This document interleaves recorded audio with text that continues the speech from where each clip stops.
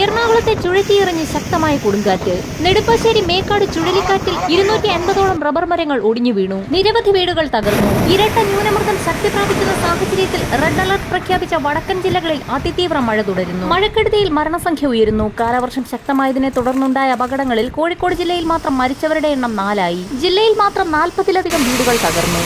വയനാട്ടിൽ ശക്തമായ മഴ തുടരുന്ന സാഹചര്യത്തിൽ നദികളിലെ ജലനിരപ്പ് ക്രമാതീതമായി ഉയരുന്നു എന്നുള്ള അറിയിപ്പ് കൂടി പുറത്തു വന്നിരിക്കുകയാണ്. വിനോദസഞ്ചാരികൾക്ക് വിലക്കേർപ്പെടുത്തി. പലയിടത്തും കൺട്രോൾ റൂമുകൾ തുറന്നു. തിരുവനന്തപുരം, കോഴിക്കോട് ജില്ലകളിലായി 3 ദുരിതാശ്വാസ ക്യാമ്പുകൾ തുറന്നു. 3 ക്യാമ്പുകളിലായി നിലവിൽ 47 കുടുംബങ്ങളെ മാറ്റിപ്പാർപ്പിച്ചു. ശക്തമായ മഴയെ തുടർന്ന് കണ്ണൂർ പഴശ്ശി ഡാമിന്റെ 8 ഷട്ടറുകൾ 1 മീറ്റർ വീതം ഉയർത്തി. കടലാക്രമണം രൂക്ഷമാകുന്ന സാഹചര്യത്തിൽ കൊല്ലം, ആലപ്പുഴ, എറണാകുളം, തൃശൂർ, മലപ്പുറം, കോഴിക്കോട്, കണ്ണൂർ, കാസർഗോഡ് തീരദേശ മേഖലകളിൽ റെഡ് അലർട്ട് പ്രഖ്യാപിച്ചു. തിരുവനന്തപുരം കാപ്പിൽ മുതൽ പൊഴിയൂർ വരെ ഓറഞ്ച് അലർട്ട് നിലനിൽക്കുന്നു.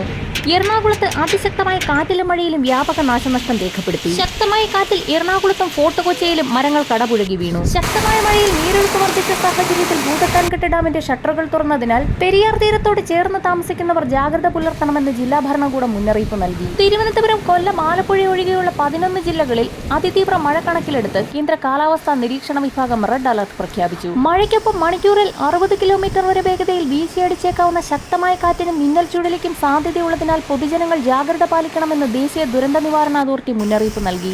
അറബിക്കടലിൽ കാലവർഷക്കാറ്റ് ശക്തമായി തുടരുന്നതിനാൽ അടുത്ത 3 ദിവസവും മഴയോടൊപ്പം ശക്തമായ കാറ്റിനും സാധ്യതയുണ്ട്. മെയ് അവസാനം വരെ കാലവർഷം സജീവമായി തുടരാൻ സാധ്യത. കാലവർഷം കർണാടക തീരദേശ മേഖല, ഗോവ വരെ വ്യാപിച്ച് മഹാരാഷ്ട്രയിൽ എത്തിയിരിക്കുകയാണ്. 204.4 മില്ലിമീറ്ററിൽ കൂടുതൽ മഴ ലഭിക്കുമെന്നാണ് മുന്നറിയിപ്പിൽ വ്യക്തമാക്കിയിട്ടുള്ളത്. മലവെള്ളപ്പാച്ചിൽ, മിന്നൽ പ്രളയം, മണ്ണിടിച്ചിൽ, ഉരുൾപൊട്ടൽ എന്നിവയ്ക്കെതിരെ ജനങ്ങൾ ജാഗ്രത പാലിക്കണം. വരും മണിക്കൂറുകളിലെ കാലാവസ്ഥാ മുന്നറിയിപ്പുകൾക്കായി ചാനൽ സബ്സ്ക്രൈബ് ചെയ്യാൻ മറക്കാതിരിക്കുക.